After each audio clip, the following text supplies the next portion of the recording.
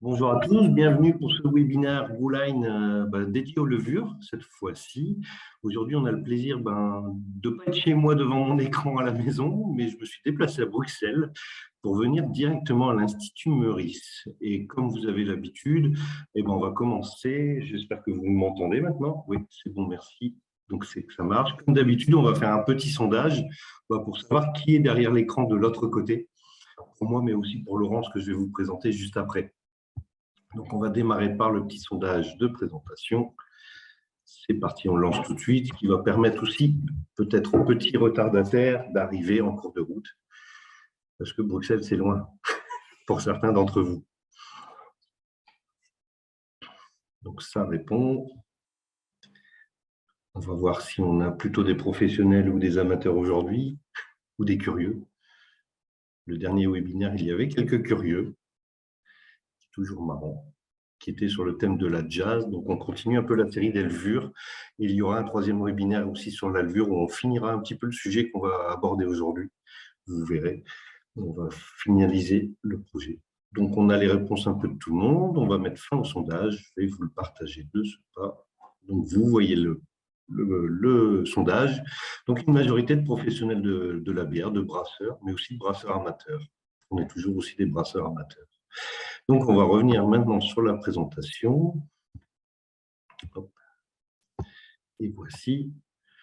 Donc, aujourd'hui, on a le plaisir, comme je vous le disais, d'être à l'Institut Meurice, à Bruxelles, où c'est Laurence qui va même travailler plus que moi aujourd'hui. J'ai cette chance, je l'avoue. Laurence, en fait, travaille à l'Institut Meurice. L'Institut Meurice, pour ceux qui ne connaissent pas, a trois missions principales. Une mission de recherche, donc recherche fondamentale, mais aussi appliquée à la brasserie. Aussi de la formation. J'ai eu la chance de venir faire de la formation ici et c'était agréable. Voilà, pour ceux que ça intéresse, n'hésitez pas, ça existe. Et aussi du service à la brasserie. Donc, si vous avez des besoins en laboratoire, c'est aussi à Laurence et son équipe qu'il faut leur demander. Voilà. Je ne suis pas toute seule. Je laisse Voilà. pour parler de Donc, je suis ingénieur brasseur de formation. Et ça fait déjà un petit temps que je suis sur l'Institut Meurice. Et donc aujourd'hui, on va passer en revue un petit peu la levure de brasserie, essayer de la définir et de voir comment on peut prendre soin d'elle en brasserie. Et donc, qui est-elle, cette levure de brasserie? Elles font partie toutes de la grande famille des Saccharomyces, et plus particulièrement, on dit Saccharomyces sensu strictu. Ce sont des micro-organismes unicellulaires, des eucaryotes, donc avec un compartiment pour l'ADN. Elles ont plein de formes différentes. Elles sont, attendez, je prends mon petit pointeur. Elles sont sphériques, ovoïdes, ellipsoïdales, allongées, parfois toutes seules, parfois deux, parfois en petite chaîne. Elles ont des comportements qui sont typiques l'une de l'autre. En taille, on va se situer dans les 4 à 10 micromètres. Une bactérie, pour vous donner une idée, c'est plutôt entre 2 et 5 micromètres.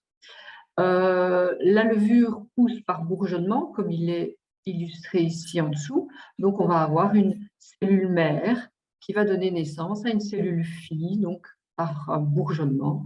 Et donc, là, à un moment donné, lorsque la cellule fille est suffisamment grande, elle se sépare de la cellule mère. Ça veut dire aussi que la levure, elle vieillit. Donc, la mère, la cellule mère, va porter à sa surface une cicatrice liée à la naissance de ce bourgeon. Et donc, la levure, tout comme nous, vieillit. On dit qu'elle est programmée pour mourir. Elle a tous les signes d'apoptose. En gros, elle fait environ 30 à 40 divisions au grand maximum. Après ça, sa vie est terminée. Dans les meilleures conditions possibles, elle va mettre 2 heures pour faire sa fille, donc pour se doubler. En brasserie, qu'est-ce qu'on a? Alors ici, je ne vous parlerai que des Saccharomyces classiques. D'accord? Donc on a Cerevisiae, Pasterianus et Baianus, qui sont les 3 grandes familles domestiquées à l'heure actuelle. Cerevisiae, on la retrouve en brasserie, c'est celle qui fait en général toutes les bières un peu spéciales, en boulangerie, en œnologie. En brasserie, on va retrouver aussi beaucoup Astorianus, qui est une levure de la famille des bières basses, puisqu'elle travaille à plus basse température. Et alors Baianus, que vous connaissez peut-être, qui est beaucoup utilisé en œnologie, qui nous vient du Champagne, puisque ce sont des levures qui sont capables de bien résister à une refermentation en bouteille. Qu'est-ce qui différencie Cerevisiae et Pastorianus? En tout cas, nous, au labo, comment on fait pour les différencier? Ce n'est pas trop la température à laquelle elles sont capables de croître, parce qu'une Pastorianus peut travailler à 25, à 30 degrés, ce n'est pas un problème, mais on va les différencier par la capacité qu'elles ont à utiliser un sucre particulier qui est le mélibiose.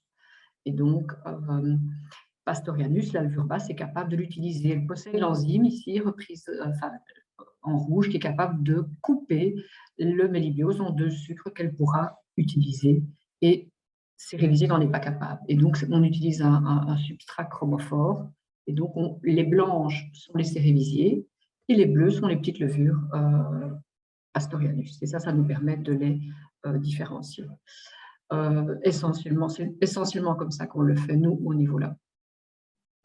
Pas trop d'intérêt pour la brasserie, parce que le mélibiose, il n'y en a vraiment pas. Non, ça n'a vraiment aucun intérêt pour la brasserie, c'est juste un moyen de les différencier, microbiologiste pour les différencier, tout à fait. Outre le fait qu'on peut faire une détermination par séquençage aussi, mais ça, nous ne sommes pas équipés pour le faire. Nous sous-traitons. Il y a un arbre qui a été proposé en 2017 sur base justement des séquençages d'une très, très grande quantité de levures dans le monde. Et je suppose que vous avez entendu à l'époque, on avait enfin trouvé l'ancêtre de Pastorianus, parce qu'il nous manquait quelque chose dans la taxonomie, en fait, dans l'arbre des levures. Et donc, on a enfin trouvé le fameux Saccharomyces de Baianus, qu'on commence même à trouver d'ailleurs sur le marché, et qui a donné naissance à Calberiensis et Pastorianus, qui sont les 2 levures donc, de fermentation basse, Calberiensis ancien nom, Pastorianus nom actuel. Cerevisiae, elle existe depuis très longtemps. Et Baianus est un croisement entre une levure basse et un autre type de levure basse, mais qui est un petit peu différente et qui s'appelle Uvaro. Tout ça, c'est des détails, hein, les étymologistes s'amusent avec tout ça, mais c'est un peu tordu quand même. Mais il y a plein de levures, et ça, je suppose que vous le savez, et quand quelqu'un vient chez nous pour nous demander une levure, ben on lui dit quel type de levure. Et donc, effectivement, on a les basses, on a les hautes, et on a toutes les autres, hein, parce qu'il n'y a pas que Cerevisiae et que Pastorianus. On a peut-être du Diastaticus, on a des Brettanomyces, on a maintenant toutes les levures qu'on utilise pour faire des naplats. Donc, il y a plein de levures différentes. La deuxième question qu'on leur pose, c'est comment voulez-vous qu'elle se comporte en termes de floculation? Est-ce que vous voulez une floculante ou une poussiéreuse? Quel est le degré d'atténuation que vous souhaitez atteindre? Voulez-vous qu'elle utilise le maltodextrose ou pas? Quel degré d'alcool, je ne l'ai pas mis ici, mais quel degré d'alcool maximum voulez-vous atteindre? Une grosse question évidemment qu'on leur pose, surtout si c'est une haute, voulez-vous une levure POF positive, donc qui fait les arômes de clou de girofle et d'épices ou pas? Et puis, ben, il y aura tout, voulez-vous une fruitée, une neutre, donc ça, c'est toutes les questions qui viennent par la suite quand on cherche une levure. Et donc, si je reprends certains critères, ben le premier critère que je vous ai cité, c'est la floculation, hein, et je vous rappelle juste que la floculation, c'est un phénomène physique d'agglomération des cellules, hein. Elles forment entre elles des liens, elles se reconnaissent et elles vont s'accrocher l'une à l'autre. Ce phénomène dépend en général de la présence de calcium, hein. Je suppose qu'on vous en parle parfois de cet ion calcium. Pourquoi? Parce que l'ion calcium, il permet d'ouvrir la petite pince ici, qui va permettre à la levure de s'accrocher à l'autre. La plupart des levures que l'on connaît à l'heure actuelle vont plutôt, après avoir formé leur floc, sédimenter, donc descendre dans le fond de la cuve, même celles qui anciennement étaient appelées hautes. Pourquoi? Parce que le cylindro conique a favorisé la sédimentation de la levure plutôt que le fait qu'elle remonte. Ici, vous avez encore un brasseur qui récolte sa levure au-dessus du fermenteur. Ça existe encore. Il y a des vraies hôtes qui continuent à remonter à la surface du fermenteur, même si c'est de plus en plus rare, entre guillemets. L'atténuation, on va dire que ce qui différencie beaucoup les souches en termes d'atténuation, c'est leur possibilité d'utiliser le maltodextrose. En général, les levures utilisent très facilement le glucose, hein, c'est le substrat qu'elles préfèrent. Elles utilisent généralement assez bien le maltose. Le maltotriose, ça va être très souche dépendante. Il y en a qui vont être, on dit, fainéantes avec le maltotriose, et puis il y en a qui seront, comme je les mets ici, tout à fait maltotriose négative. Mais pourquoi? En fait, c'est parce que le glucose, il empêche, il réprime la levure dans les utilisations des sucres complexes. Donc le glucose empêche l'utilisation du maltose et empêche l'utilisation du maltotriose. Et donc, la levure, elle utilise les sucres, on appelle ça de manière séquentielle, et parfois, au cours du temps, elle a perdu cette capacité à utiliser son maltotriose. Donc, en début de fermentation, la levure ne travaille qu'avec le glucose, et puis elle va mettre en route tous les autres mécanismes d'utilisation des sucres. Donc, comme je mets ici, le maltose et le maltotriose ne seront en général consommés que lorsque la moitié du glucose est consommée. Et il faut savoir que la vitesse d'utilisation du maltotriose est toujours beaucoup plus basse que celle du maltose. Il faut lui laisser le temps aussi, et on va voir qu'en propagation, il va falloir l'aider à se souvenir qu'elle doit utiliser le maltotriose. Et puis évidemment, le brasseur, il veut une levure plus ou moins aromatique, et il existe une roue des flaveurs, peut-être que vous la connaissez, la roue des flaveurs des bières, avec la bouche, le nez et toutes les notes possibles et imaginables. Évidemment, il y a des notes qui viennent de la matière première, mais il y a beaucoup de notes qui viennent de la capacité de la levure à travailler et à synthétiser des composés volatiles. Allons-y maintenant. Comment va-t-on gérer la levure en brasserie? Quelles sont les possibilités pour le brasseur? Je vais dire que certains, ou peut-être la majorité d'entre vous, on va d'ailleurs faire, je pense, un petit sondage juste après, utilisent la levure sèche active. Je n'en parlerai pas aujourd'hui parce que ce n'est pas mon métier. Moi, je vais plutôt vous parler de la levure liquide fraîchement propagée ou récupérée. Mais je pense qu'il y a un séminaire prévu sur… La prochaine, on traitera sûrement, on parlera de la suite et de la levure sèche active. Voilà. OK. Et donc, la levure fraîche, quand on veut la propager, on va partir d'une souche, d'une petite culture pure en laboratoire, la propager et puis on ensemence. Mais on peut réutiliser sa levure. Donc, on ensemence en fermentation principale, on récolte sa levure de la fermentation principale, pas de la maturation, attention, et puisqu'il y a beaucoup de levure en excès. Et cette levure, certains brasseurs, ça dépend un peu, vont lui faire subir un traitement. Le plus connu, c'est l'acidification qui concerne simplement le fait de purifier microbiologiquement sa levure. Mais en général, c'est quand on est arrivé à une levure pas propre. Donc, c'est pas classique, on va dire, entre guillemets. Oui, elle perd en vitalité. Moi, j'appelle ça un traitement d'urgence. Ça existe, ça se fait. La levure résiste, mais c'est un traitement d'urgence si on a vraiment besoin de récupérer sa levure. On peut la stocker. Il y a des pré-traitements comme l'aération, mais c'est assez anecdotique. Les brasseurs n'aiment pas tellement ce genre de pratique. Et puis, on ensemence, si on peut tourner comme ça 15 à 20 fois avec une levure haute. Ça fonctionne extrêmement bien. Laurence en a parlé, on va faire un petit sondage pour savoir, vous, comment vous pratiquez un petit peu avec la levure, quel type de levure vous utilisez, et puis qu'est-ce que vous avez déjà fait. Vous pouvez répondre à plusieurs en même temps, parce que c'est possible que vous utilisez du liquide et de la sèche en même temps, que vous propagiez ou non, etc. Donc, tout est possible. Donc, le sondage est lancé. On voit un petit peu ce qui est utilisé. On voit déjà qu'il y a un petit peu de tout.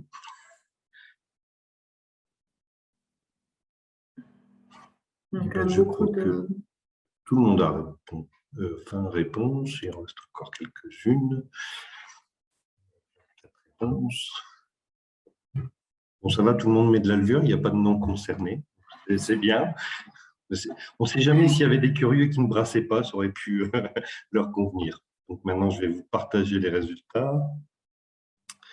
Donc on est quand même à une grande majorité en levure sèche active. On se doute pourquoi et on verra aussi le mois prochain les avantages et inconvénients des levures sèches aux levures liquides. Mais oui, le travail n'est pas le même. Il y a quand même pas loin de 40% qui ont travaillé avec des levures liquides.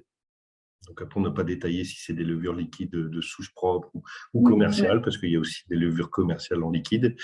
Il y en a quand même un quart qui font de la propagation de levure dans leur brasserie, ce qui est aussi un savoir-faire et du temps, ce qui est non négligeable. On va le voir aussi juste après. Il y en a près de 40% qui recyclent leur levure, pareil, c'est aussi un savoir-faire et du travail. Et il y en a aussi qui conservent leur souche. Il y a un beau travail aussi là-dessus. On va arrêter le partage et on va revenir maintenant justement sur la propagation et sur comment on peut effectuer des bonnes propagations. Une bonne propagation, de bonnes pratiques en tout cas. Hein, ça va pas ? Voilà. Alors, si vous optez pour la propagation, ou en tout cas si vous travaillez avec des levures fraîches, on dit qu'il faut la propager de temps en temps. Hein. Donc, il y a deux principes. Il y a les brasseries qui ont un systématisme et qui, toutes les 10 à 20 générations, redémarrent une propagation fraîche. Et il y a plutôt qui, ceux au petit bonheur de la chance, de temps en temps, repropagent. C'est important. Selon les souches, forcément, il y aura une variation aussi. Il y a des souches peut-être plus fragiles, justement. Oui, mais je pense que le problème de ne jamais revenir vers sa souche mère, donc vers la souche en général conservée dans un laboratoire, c'est qu'on évite, c'est inévitable, il y a des dérives génétiques de la levure quand on la réutilise et qu'on la réutilise. Le caractère qui change le plus vite, c'est le caractère floculent, et on apparaît aussi assez rapidement ce qu'on appelle des mutants petites, et qui sont des souches qui auront plus de difficultés à réduire le diacétyl que les autres. Mais ça concerne plus les basses que les hautes, ceci dit. Donc, pourquoi propager ? Parce qu'on veut de temps en temps retourner vers sa souche mère, connue, caractérisée et de qualité en général garantie par le laboratoire dans lequel elle est stockée. Une raison pour laquelle, en général, on propage de temps en temps, c'est parce qu'au cours du temps, même si on a des bonnes pratiques de récupération de sa levure, on peut voir apparaître des contaminations. Et quand on parle de contamination, ne pensez pas uniquement à bactéries, on peut être contaminé par une levure qui n'est pas la sienne. Donc, c'est important de pouvoir aussi de temps en temps revenir vers sa propre souche. Et comme je le disais, les dérives génétiques vont faire en fait qu'il y a une dégradation graduelle de la qualité de la levure. Ses performances de fermentation peuvent diminuer, elle réduit de moins en moins vite le diacétyl, le profil aromatique s'estompe. Et puis, n'oubliez pas que je vous l'ai dit au début, la levure est un micro-organisme qui vieillit. Et si on n'a pas les bonnes pratiques dans la récupération de sa levure, eh bien, on peut se retrouver avec des levures qui sont trop sénescentes et donc qui sont trop vieilles, si je puis me permettre de parler comme ça. Alors, le point de départ en propa, en tout cas chez nous, c'est il faut un moyen de conserver sa souche. Les labos, évidemment, les labos universitaires ou même privés, on va travailler sous 2 principes, la lyophilisation ou la congélation. La congélation, c'est ce que nous avons choisi comme système. Les brasseurs, quand ils conservent leur souche, en général, vont plutôt travailler sur une conservation sur des boîtes de pétri, parfois en milieu liquide. Et vous voyez que le problème de ces systèmes de conservation, c'est que la survie, c'est pas terrible. On peut garder sa levure sur boîte de pétri, mais pas 10 ans. Elle ne va pas y arriver. Donc, la survie n'est pas très bonne, la conservation, certainement pas. La stabilité génétique n'est pas assurée non plus quand on la conserve sous forme vivante, en fait. Hein, c'est ça qui se passe. Mais par contre, c'est très simple. Tout le monde peut garder sa souche sur boîte de pétri. Par contre, si on veut garantir une stabilité génétique et une conservation à très long terme, Et quand je parle de très long terme, on peut dépasser les 10 ans dans ces techniques-là. On est obligé de passer en lyophilisation ou congélation, ce qui suppose que vous faites rentrer votre souche dans un laboratoire extérieur en général. Alors, dans ces laboratoires, qu'est-ce qu'on fait quand on veut vérifier la stabilité de la souche qu'on nous a confiée? On va la vérifier au microscope, regarder sa forme. Hein. Toutes les levures, je suppose, peut-être avez-vous la chance d'avoir un microscope dans vos brasseries, mais regardez votre levure, hein, parce que c'est un bon indicateur de est-ce que c'est la mienne? Alors, je ne dis pas que vous reconnaîtrez toutes les levures l'une de l'autre grâce au microscope, mais vous pouvez en tout cas avoir une bonne image de la vôtre et savoir comment elle se comporte en milieu solide ou liquide. Et puis, nous faisons souvent des tests en colonne ébaissée, dont on reparlera tout à l'heure aussi, qui est un test de fermentation à petite échelle, 2 litres, et qui va nous permettre de caractériser la vitesse de fermentation, l'atténuation, etc., etc. L'atténuation limite, c'est vrai que je peux en parler aussi. Je ne sais pas si vous connaissez cette notion, mais c'est pour une souche donnée, sur un mou donné, le maximum qu'elle peut faire. Et ça, tous les brasseurs peuvent le faire. Il suffit qu'ils prennent un peu de leur mou, de leur levure, et qu'ils la mettent à 30 degrés avec un peu ou pas d'agitation, peu importe, et qu'ils regardent jusqu'où elle est capable d'atténuer. C'est un test très utile et qui va permettre au brasseur d'arrêter ou non sa fermentation quand la levure a enfin atteint son atténuation limite. Ça peut vous comprendre les problèmes que vous pouvez avoir si une fermentation stoppe, savoir si c'est un problème sur le diagramme de brassage, par exemple, et si vous avez des sucres non fermentibles, vous aurez cette réponse grâce à l'atténuation limite, justement. Au lieu d'incrémenter la levure, ce n'est pas toujours un problème de levure, donc ça permet d'avoir des réponses là-dessus. Voilà. Alors, quand on propage, on a en gros deux gros principes dans les brasseries. Soit on a ce qu'on appelle la propagation directe, où on va repartir à chaque fois, ça c'est d'un inoculum initial, donc d'un tube gélosé, d'une boîte de pétri ou peu importe, et on ira directement, par étapes, jusqu'au propagateur à l'échelle industrielle.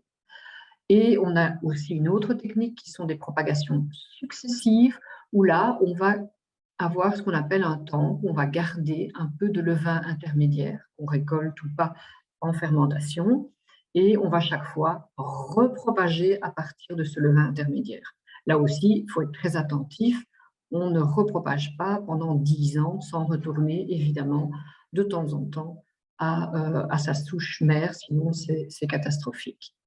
Alors, les règles, évidemment, très importantes quand on propage, la première, et ça, même en brasserie, ça reste un point ou une règle, un point d'attention particulier, c'est l'hygiène. Hein, donc, je suppose que vous souhaitez ensemencer avec votre levure et pas tous les micro-organismes qu'il y a autour. Et le seul moyen d'y arriver, c'est de respecter toutes les règles de nettoyage et de désinfection classiques que l'on rencontre en brasserie. En propagation, on va aérer. Hein. Bon, vous savez que l'air, c'est l'ennemi de la bière, mais par contre, c'est l'ami de la levure, en tout cas quand on va essayer de la propager. On veut qu'au terme de toutes nos étapes, la viabilité soit élevée et en tout cas, elle doit impérativement être supérieure à 95% quand la propagation est bien réalisée et bien menée. Une concentration optimale, un état physiologique optimal. Les étapes, on ne passe pas du tube de 1 millilitre à 100 hectolitres en une étape. Donc, il y a des étapes successives. Le scale-up, donc la dilution étape entre étapes, est souvent compris entre 10 à 20 fois maximum. Le 20, c'est déjà beaucoup. On va plutôt vers du 10 fois. Donc, on dilue 10 fois à chaque étape. Et on va essayer d'aller vite.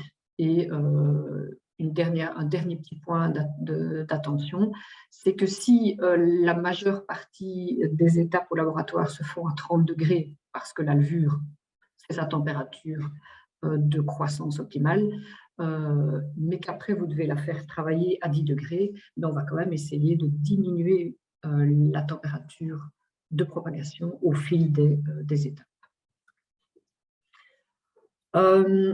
Pour ceux qui s'en souviennent, une levure pousse selon une courbe de croissance qui est représentée ici, une petite latence, une montée exponentielle, et puis on a la fameuse phase stationnaire, voire la phase de déclin. Quand on propage, d'étape en étape, on va toujours essayer de prélever ou de rester dans cette zone de croissance exponentielle pour éviter la lag phase ici, cette phase de latence qui n'est pas souhaitée. On a envie vraiment que ça aille très vite.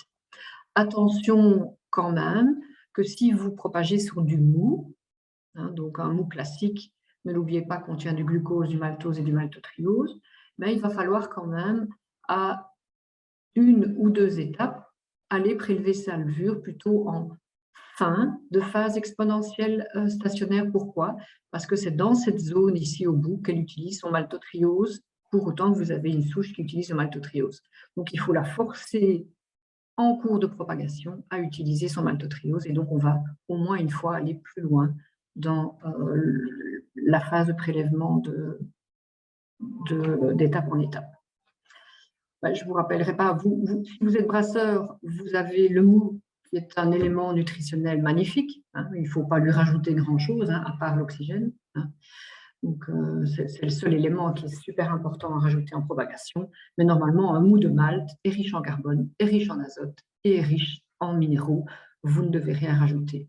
Nous, au labo, comme on travaille avec des milieux artificiels, on travaille avec du glucose ou des sucres issus de l'hydrolyse de l'amidon, on est obligé de rajouter des extraits de levure et quelques traces minérales pour aider la levure à bien se propager. Et vous voyez que j'ai mis 2 fois la même chose. Petite erreur. L'influence de l'oxygène. Est-ce que c'est si important l'oxygène quand on propage? Alors, il ne faut peut-être pas voir tout ça. Ici, ce que je vous montre, c'est 3 conditions de croissance différentes de la levure.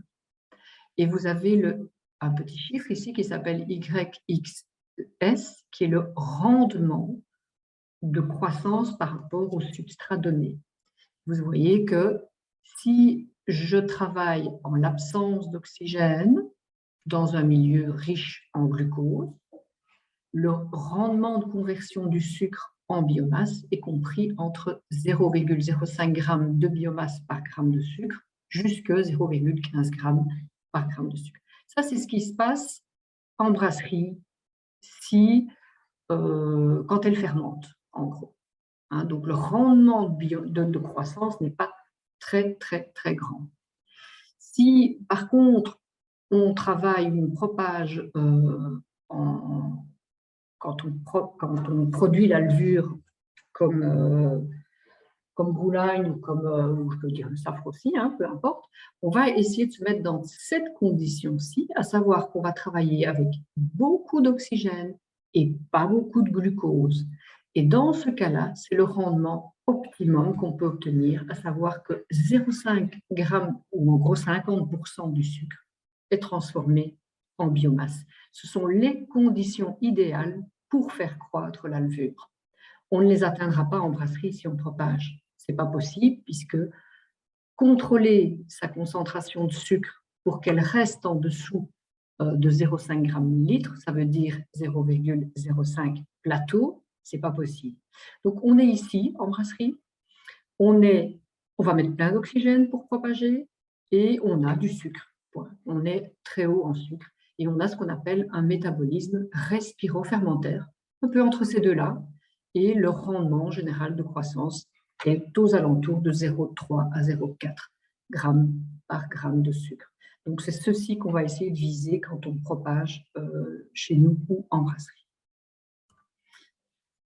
Et voilà un petit peu la séquence où je vous disais qu'il y a du concret. Qu'est-ce qu'on fait au labo? On part soit d'une boîte de pétri, soit d'un tube congelé, et puis on le met pendant 2 jours à 25 degrés dans 50 millilitres. 50 millilitres iront dans un demi-litre pendant 2 jours, qui iront dans 2 litres pendant 2 jours, et puis enfin, nous, on passe à la fiole de Carlsberg de 25 litres. Et on aère tout ça, on agite. Ici, il n'y a pas d'aération dans le sens où il n'y a pas de bullage, il n'y a pas d'injection d'air, mais l'aération est liée au fait qu'on agite nos fioles. On ira vous les montrer tout à l'heure. Ici, là, par contre, on va aérer, donc on va insuffler de l'air à l'intérieur de la flasque de Carlsberg. Et puis, il y a les propagateurs. Hein. On ira aussi voir ce que nous, on a investi dans un nouveau propagateur il y a maintenant un an exactement. Donc, il est assez neuf. On a une cuve cylindroconique en général où on va avoir injection d'air en continu pour essayer d'optimiser le rendement cellulaire. Donc, 25 litres, 4 hectolitres, 36 hectolitres, 332 hectolitres pour les plus audacieux. Et alors, à ce moment-là, quand on propage, on ne parle pas évidemment de grammes de levure sec, hein, puisque c'est peut-être vos unités qui sont dans vos têtes. On va parler de millions de cellules par millilitre. Et donc, on va les compter, hein, de manière générale. Si on récupère sa levure, eh bien, on peut, hein, ça marche bien, ça marche même très très bien de récupérer sa levure. Il faut faire attention quand même à 2-3 petites choses, à savoir que on va jeter les premières levures qui tombent dans le fond de la cuve, puisque les levures qui tombent le plus vite sont en général les levures les plus âgées, qui ont le plus de bourgeons, qui ont donné naissance à plus de bourgeons, et donc qui ont une densité, elles ont plein de cicatrices, elles ont plus de cicatrices, et donc elles sont en général plus denses et elles tombent plus vite. Donc en général, on jette les premières levures qui sédimentent, et on va récupérer après 48 heures les levures qui s'accumulent dans le fond du fermenteur. Quelques règles essentielles. La première, à froid. On garde sa levure à froid dans la bière. Surtout, on ne rajoute pas de sucre. Surtout, on ne rajoute pas d'air. Si possible, par une petite agitation de la cuve de stockage, on élimine le CO2 qui est présent dans cette biomasse, parce que le CO2, au même titre que l'éthanol, est très toxique pour la levure. Donc, si on a envie de la garder un petit peu, on élimine. Et puis, on limite le temps de stockage. Quand on dit limiter, on a quand même une marge, hein. On peut attendre de 1 à 2-3 semaines, ça dépend un petit peu dans quel milieu vous la conservez et à quelle température vous la conservez. Et par exemple, ici, vous avez le suivi de la viabilité d'une levure stockée à 2 degrés et 18 degrés. Vous voyez que stocké à 18 degrés, la viabilité diminue quand même assez vite, donc c'est à proscrire. Hein. On conserve sa levure à 2-5 degrés le plus bas possible, enfin ce que vous avez qui est à basse température. Il faut faire attention, ce graphique reprend la viabilité, mais pas la vitalité. Hein, la levure est très robuste, elle reste vivante assez longtemps. Et pour faire ça, qu'est-ce qu'elle fait? Elle a des réserves endogènes d'un sucre qu'on appelle le glycogène, comme chez nous d'ailleurs. Et tout ce temps-là, pour rester à un tel niveau de viabilité, elle va aller grignoter ses réserves endogènes. Et donc, à un moment donné, elle reste viable, mais elle sera peu vitale. Donc, elle va avoir du mal à redémarrer une fermentation. Donc, limitez quand même vos stockages à 2 semaines, c'est pas mal. Deuxième grosse précaution, quand on récupère sa levure, il est impératif d'aérer son mou. Si vous n'aérez pas le mou et que vous récupérez votre levure, vous allez au cours du temps, donc ici c'est la première fermentation qui se déroule bien et vite, ça c'est la 3e fermentation avec une levure récupérée avec un mou et qui a travaillé avec un mou non aéré, et ici c'est la 5e génération, et vous voyez que l'inflexion est très différente, la levure est lente et elle ne va pas au bout. Et ça, c'est simplement que l'oxygène est un nutriment essentiel à la levure pour pouvoir combattre l'effet délétère de l'éthanol. Donc, elle a besoin d'oxygène pour faire des membranes de qualité qui lui permettront de fermenter vite et loin. C'est vraiment indispensable. Qu'est-ce qu'on va contrôler dans notre levure de manière générale? On va contrôler tous les aspects microbiologiques. Hein, est-ce qu'elle est propre? Est-ce qu'elle est toute seule dans mon levain, dans ma bière? Et on va la compter. Alors, ceux qui ne font que travailler avec des levures sèches n'ont peut-être pas l'habitude de compter leur levure. C'est assez simple, hein, c'est une technique au microscope relativement aisée. Il ne faut pas un gros investissement. Le microscope n'est pas quelque chose de très onéreux. Et puis, on va mettre sa suspension de levure en présence d'un colorant particulier qui est le bleu de méthylène. Vous voyez ici une plaque, ce que voit le petit opérateur ici. Et on va pouvoir compter les levures, les transparentes étant les vivantes, les bleues étant les mortes. C'est-à-dire que le colorant a pu rentrer à l'intérieur de la membrane, puisque la cellule est morte, elle n'a plus de défense, et donc le colorant reste à l'intérieur et elle est considérée comme morte. Si vous avez le temps, vous pouvez compter sur boîte de pétri, mais un, il faut faire beaucoup de dilution sérielle, et deux, il faut avoir le temps de laisser pousser, donc au moins 72 heures pour avoir une réponse fiable. Le dernier contrôle qu'on fait à la demande des brasseurs, de temps en temps, c'est le test de microfermentation en colonne EBC. Les colonnes EBC étant un matériel qui est recommandé par l'EBC, donc l'European Brewery Convention, qui est un long tube en verre, on ira en voir tout à l'heure, je pense, d'une hauteur de 150 cm, diamètre de 5 cm, et qui va être pourvu d'une prise d'échantillon pour qu'on puisse prélever en cours de fermentation. Ces colonnes sont placées dans des chambres thermostatisées qui dépendent de la souche utilisée, et elles sont en général ensemencées à des taux bien précis, 5 millions pour les levures hautes, 20 millions pour les levures de type basse. Et nous avons un mou standard. Donc, nous avons un mou qu'on appelle standard parce qu'on l'achète. C'est un mou Weyermann qui nous permet de toujours travailler avec le même mou très précisément. Et on va déterminer dans ces colonnes EBC la vitesse de fermentation, l'atténuation limite ou l'atténuation en tout cas que peut atteindre la levure. On va déterminer son rendement cellulaire, autrement dit la croissance de la levure, ses propriétés de flocculation et bien entendu son profil en composés aromatiques. Ce qui est particulièrement suivi en colonne EBC, c'est le pic de production du diacétyl et surtout le pic de réduction du diacétyl qui est très important. En fait, on va toujours chercher à savoir si la levure qu'on a choisie est toujours la même jusqu'à la fin quand on la produit. C'est valable pour tout, hein, en propagation comme en levure sèche. On va toujours chercher à savoir si c'est toujours la même chose que ce qu'on a voulu au départ. C'est les mêmes analyses pour sélectionner que pour la même chose, contrôler. Tout à fait. Donc, une petite surprise, c'est qu'on va aller visiter le laboratoire. Donc, je vous demanderai un petit peu de patience pour la technique, parce qu'on va aller chercher un peu le téléphone, etc. L'ordinateur ne se déplaçant pas. Ouais. Donc, j'arrête le partage et on va aller au téléphone. Je ne sais pas où est l'autre écran. Qu'est-ce qu'il y a? Je ne sais pas si on voit l'autre écran. Tu veux que je ferme?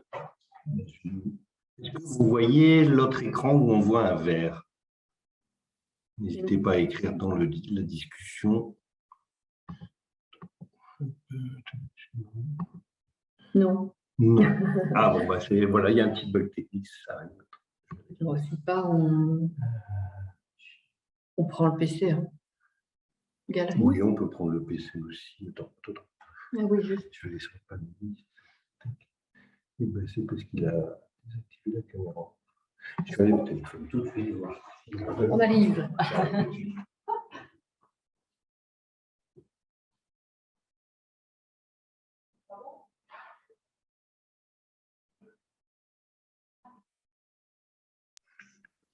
Donc ça devrait aller mieux normalement.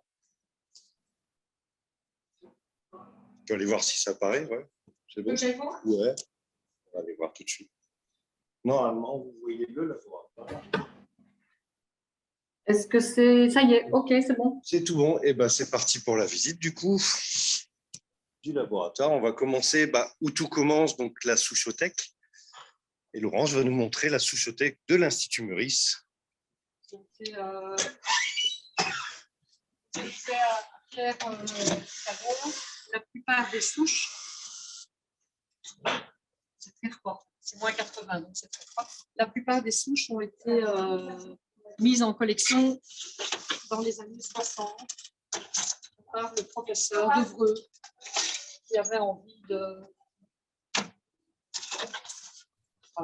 garder les souches belges, des belges. Donc elles sont rangées dans des boîtes. C'est à moins 80 et elles ont tout un numéro IM028. Et on a au total 250 souches différentes, dont 20% appartiennent à des brasseries. Nous les stockons pour eux. Donc, certaines brasseries ont leurs souches stockées ici, en fait, et vont venir chercher leur levure quand ils en ont besoin. Et d'autres sont entre guillemets, disponibles à la recherche et à la mise en application, on va dire, en brasserie. Oui, voilà, c'est ça. Ou alors d'autres souches, on va dire, nous appartiennent. Et quand des brasseurs souhaitent un type de levure particulier, ben, on les met à leur disposition. Donc après la souchothèque, l'étape suivante, c'est forcément la propagation. Donc, Laurence vous a bien expliqué qu'il fallait continuellement agiter. Donc, ils ont un système qui est très performant, qui est une agitation orbitale, mais qui est en continu dans une salle qui est thermorégulée. C'est chauffé, vous voyez, ça tourne en continu, ce qui n'est pas évident parce que c'est tout de suite des grands volumes. Vous voyez les grands ballons, il y a aussi des plus petits. Voilà, et tout est adapté justement pour faire l'agitation et qui permet justement l'oxygénation. Donc maintenant, on va aller au laboratoire. Voilà. On va passer par le laboratoire, on va aller directement à la propagation. Voilà. Donc la propagation qui est en cours de fonctionnement, donc vous allez voir de la propagation en réel. On a de la chance, on est arrivé la bonne journée. En même temps, la propagation est assez régulière. Donc voilà l'outil. Donc ça ressemble un petit peu plus aux outils que vous avez l'habitude en brasserie. Oui. Donc, mais voilà. Ça c'est le 200 litres, c'est le propagateur en lui-même. Ici c'est le bac de préparation du milieu. Et donc, on prépare le milieu ici et il est injecté dans le propagateur. Il y a un réseau de campagne. Alors notre flaque de place verte ne ressemble pas tout à fait à celle que la jolie que vous avez vue. Il y avait justement une question qui demandait comment fonctionnait le fiole de Carlsberg. C'est la nôtre ici. Donc, voilà, ça ressemble un petit peu à un fût, on va dire techniquement parlant. Exactement, c'est un fût avec nous, on travaille avec des. Pour injecter, en fait, on a un système un peu particulier, c'est des systèmes où on va pouvoir venir chercher la levure, injecter l'air, et quand c'est prêt, on peut l'injecter.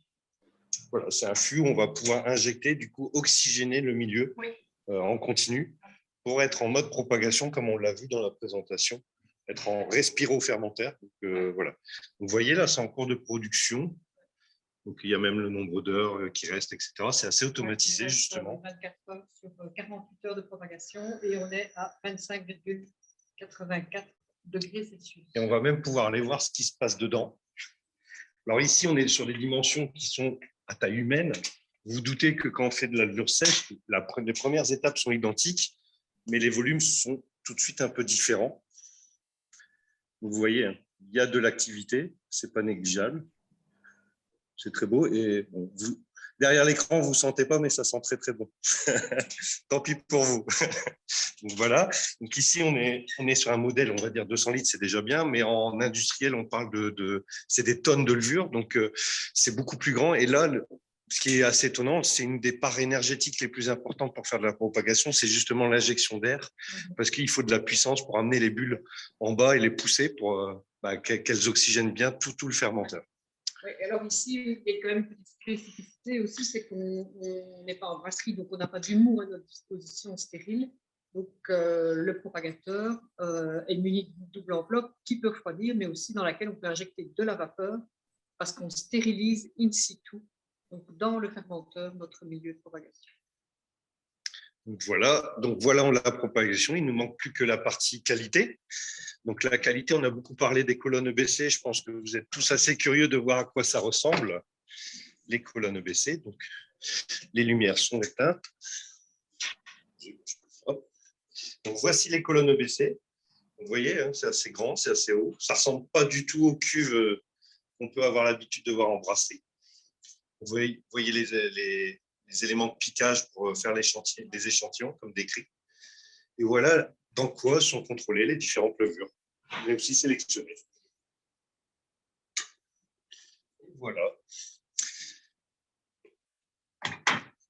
Donc, assez classiquement, dans un laboratoire, après, on ne vous présente pas, mais tout ce qui est microbio, c'est plutôt le pasteurien, donc c'est plutôt les boîtes de pétri assez classiques. Et ici, vous avez le GC, donc chromatographie phase gazeuse, pour tout ce qui est, on va dire, profil aromatique, donc tout ce qui est ester, alcool supérieur, qui peuvent déterminer votre levure, le POF+, entre autres, POF-, que Laurence vous a présenté tout à l'heure. Donc voilà pour la visite. On va revenir au bureau pour venir répondre aux questions. Je vais arrêter le son et la vidéo ici. Quelques secondes, le temps qu'on transfère.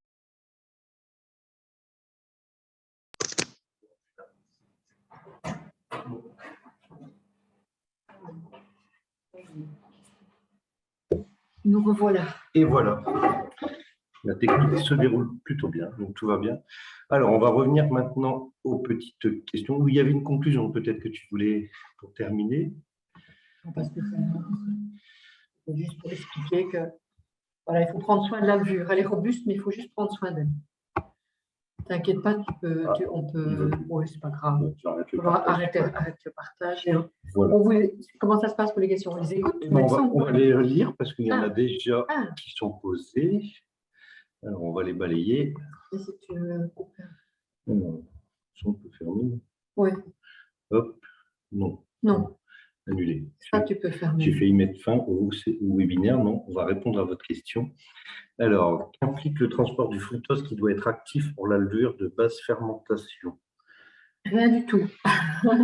Rien du tout. C'est un moyen de les distinguer. Elles se distinguent par le type de transport qu'elles utilisent, mais ça ne change rien pour elles-mêmes et pour le brasseur, ça ne change rien. C'est un transport qui ne nécessite pas d'énergie et qui se fait de manière, comme on dit, constitutive. Alors, la baisse de réserve de glycogène peut être contrée avec certains apports au milieu levurien. Non. Non. En aucun cas, quand on garde sa levure, donc quand on la met de côté pour une fermentation ultérieure, vous n'arriverez à la redoper en glycogène. Le seul moment où elle le fait, la levure, c'est quand elle redémarre une fermentation. Il ne faut certainement pas, quand elle redémarre une fermentation,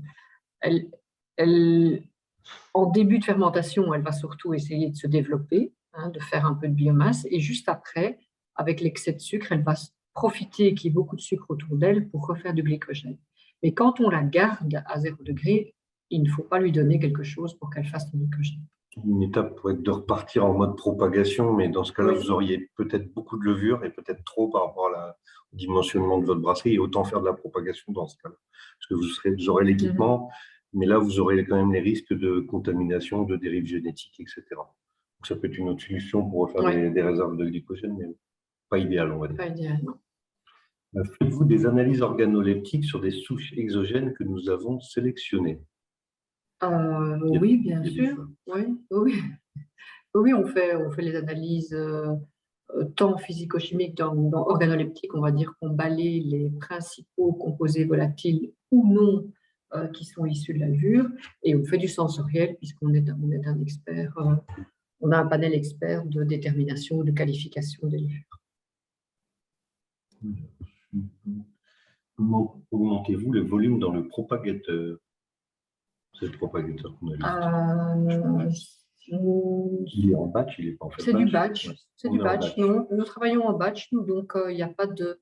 On met tout en un, donc on met nos 200 litres de milieu, ils sont stérilisés in situ, et puis la propagation a lieu pendant 48 heures sans augmentation de volume de milieu en tout cas. En fait, le fait de batch, d'un point de vue théorique, ça reste l'idéal d'un point de vue rendement cellulaire, etc. Mais ce qui est compliqué, c'est d'ajouter d'un point de vue stérile et proprement un milieu sans risque de contamination. Donc, c'est vraiment pas évident. Et puis, c'est des systèmes qui doivent être régulés. Donc, c'est de la sonde à glucose. Parce que la pompe, il faut bien la régler pour qu'elle ajoute assez de glucose, mais pas trop non plus, pour ne pas inhiber la levure. Tu me reprends aussi. C'est correct. Alors, comment travaillez-vous les levures liquides pour des brassins de 5 hectos? Est-on obligé de passer passer par la phase technique. Je vous vois bien le reste. Ah, je vais le chercher. Non, non. Non, parce que en sortie de notre propagateur de 200 litres, nous avons beaucoup de brasseurs qui ensemencent des 20 hectolitres. Donc, Et pour 5 hectolitres, plusieurs 5 ballons peuvent suffire. Et pour 5 hectolitres, plusieurs ballons doivent suffire. Donc, il faut rien faire du tout. Ce qui sort de nos propagations peuvent être ensemencés directement sans nettoyer, il me semble. Vous parlez quoi? Phase technique? Est-on obligé de passer par la phase comment travailler? Alors oui, ça dépend. Si vous achetez une levure liquide, si je comprends bien la question, si vous achetez une levure liquide et que vous en avez entre guillemets pas assez, est-ce que vous êtes obligé de propager? Je ne sais pas si c'est la question. Vous pouvez préciser, n'hésitez pas, on prendra après. Hop là. Ouais. Comment fonctionne un nettoyage acide de la levure? Ben ça, si vous le souhaitez, je peux vous envoyer les renseignements. Mais donc, on va mettre la levure dans son milieu. On va simplement acidifier avec de l'HCl ou de l'acide sulfurique en présence ou non de chlore comme agent antioxydant. Et on descend à des pH de 2. Et on garde la levure pendant 12 heures à 5 degrés à un pH de 2. Et normalement, toutes les bactéries sont éliminées. La levure en prend un coup, hein, donc elle n'est pas méga vitale quand elle sort du processus, mais elle est propre microbiologiquement parlant. Le but est toujours d'éviter cette étape de nettoyage acide qui est de moins en moins utilisée. Heureusement, c'est peut-être aussi qu'il y a une maîtrise aussi sur les levures meilleures. Mais après, on l'a vu dans le process de propagation, sur des processus industriels, la phase de propagation peut durer longtemps parce qu'il y a beaucoup d'étapes avant d'arriver. Et donc, quand on doit produire et qu'on a un petit problème sur la levure, ça peut être une solution de nettoyage acide. Quand on est une petite brasserie, le temps de propagation, je pense qu'il vaut le coup de passer par le temps de propagation plutôt que de faire un nettoyage acide. C'est mon avis personnel, mais vous aurez moins de risques, vous aurez statistiquement, vous aurez moins de problèmes de redémarrer d'une propagation que de faire un nettoyage acide qui peut être un peu aléatoire s'il est mal suivi. Oui, tout à fait. Voilà. Ah oui, Sabine, bon, j'avais compris la question. Donc, c'était quand on achète des levures liquides du commerce et qui sont insuffisantes, comment on fait pour en avoir suffisamment pour un 5 hecto? Donc oui, on passe par les techniques de propagation. Il faut propager. Donc effectivement, peut-être travailler avec un mou à faible densité. On ne propage pas avec du vin plateau, on propage avec du 10 plateau en général, en aérant. Petite étape de propagation. Ou alors ce qu'on appelle le Daruflassen. Donc on commence avec un petit volume de mou. On attend que la levure soit bien remise en route, et puis seulement on lui met une autre quantité de mou. Donc, c'est du séquentiel, on rajoute petit à petit le mou dans le propagateur. Mais pour un 5 hecto, comme on a dit, il n'y a pas besoin de l'équipement d'un grand propagateur de 100 litres. Du ballon les étapes ballon, ça reste un investissement, mais ça reste un investissement faible par rapport au propagateur que vous avez pu voir ici. Alors, comment faire évoluer une souche de levure? À quel niveau? Ça dépend. Si vous voulez qu'elle soit plus floculente ou moins floculente, un moyen, c'est de récupérer, par exemple, si vous voulez les plus floculentes, vous récupérez celles qui tombent le plus vite. Si vous voulez les moins floculentes, celles qui tombent le moins vite. Si vous voulez des souches qui sont de moins en moins fainéantes avec le maltodextrose, si elles le sont, on les fait croître sur maltodextrose plusieurs fois d'affilée.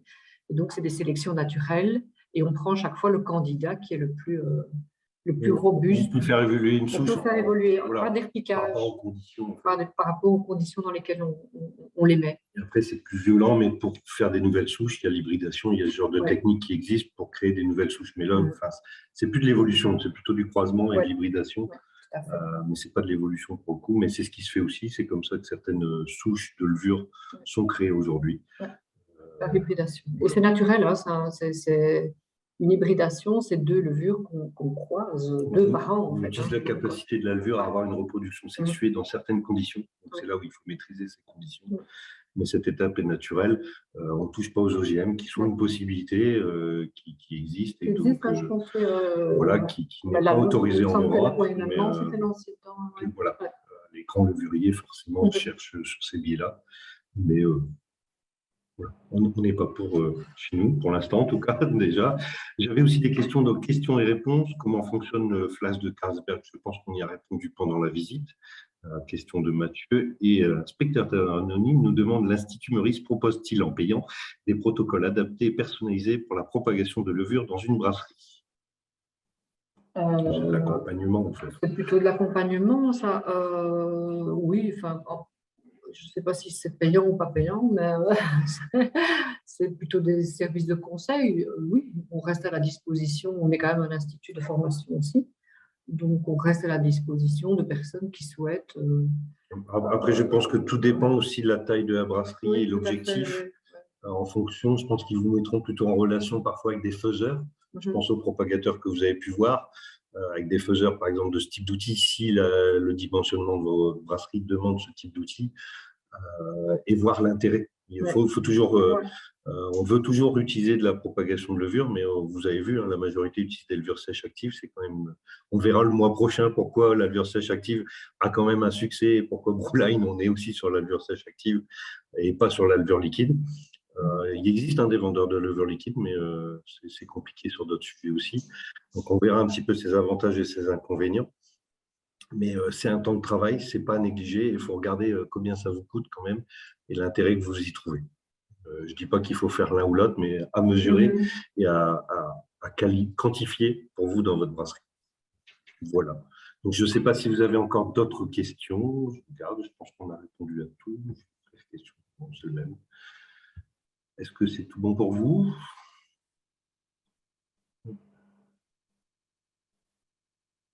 Voilà. Alors, si c'est pour le replay, il sera disponible. Le replay sera disponible sur YouTube dans les jours, les semaines qui viennent, comme d'habitude, sauf problème technique, mais normalement, tout fonctionne, donc ça devrait être bon. Alors, combien de temps on peut le conserver, une levure sèche, une fois ouvert? On le garde pour le mois prochain, celui-là? On y répondra le mois prochain. Franchement, je me le note et on y répond le mois prochain. C'est une vraie question. Je pense qu'on répondra tout ce qu'il ne faut pas le faire. Voilà. De quoi ne pas le garder pas trop longtemps. Voilà, il faut éviter de. Mais vous savez, les sous-videuses alimentaires, ça ne coûte pas grand-chose. Hein. Mais chaque fabricant, Brewline comme mes confrères, n'aime pas trop parce que la levure, elle va vite absorber de l'eau et elle va vite aussi s'oxyder. Donc, c'est deux choses qui vont vite impacter la levure dans sa conservation. Oui, tout à fait. Et qui est difficile de gérer. Voilà pour la dernière question. S'il y en a encore une, n'hésitez pas. C'est le moment, c'est l'instant. C'est le moment. Après, on va couper.